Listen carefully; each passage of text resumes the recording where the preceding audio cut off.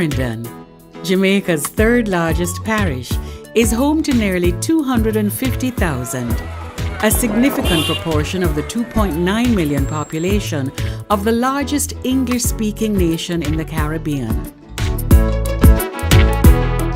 But life and times are changing for Maypen, once a teeming commercial centre for thriving sugar and bauxite alumina industries. The decline in these industries have led to the shrinking of the local economy and growing unemployment, especially among the youth, making them ripe targets for criminal gangs. I'm hoping and dreaming that Clarendon one day will get back to where we were when I was young. FHI360 is implementing local partner development, a 5-year USAID funded activity. A big part of our work is also facilitating cross-sector collaboration and dialogue towards a safer Jamaica. So we will be piloting in Clarendon what we call a whole system in the room retreat, which is really bringing together in one space a wide cross-section of individuals from Clarendon to brainstorm solutions to the issue of youth crime in their parish. Rather than focusing on an individual project or an individual, element, we look across the entire system of actors that may have an investment. Some 90 community leaders from across the parish gather in a big room, in a neutral space, for a whole system in the room strategic retreat.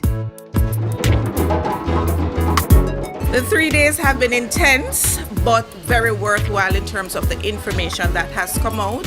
So we've taken the group from the past and set in the context. We took them through the current situation where they're at now as it relates to youth crime prevention in the parish, and then got them to vision the life beyond 2018. Our economy is growing at 10% per annum. Hey. Somebody say hallelujah! Praise the Lord.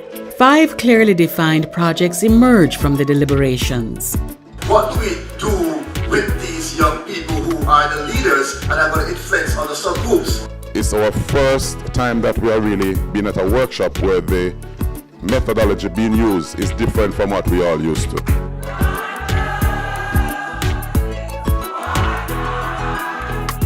The retreat is over. Now for the hard work of implementation and sustainability. Youth crime is very prevalent. Main perpetrators, main victims. And even before we came on the road today, we had to deal with 2 students who were fighting in the town. Through closer collaborations, business and civic leaders hope to achieve quick and lasting results. It's about strengthening the program so we do not just leave it there.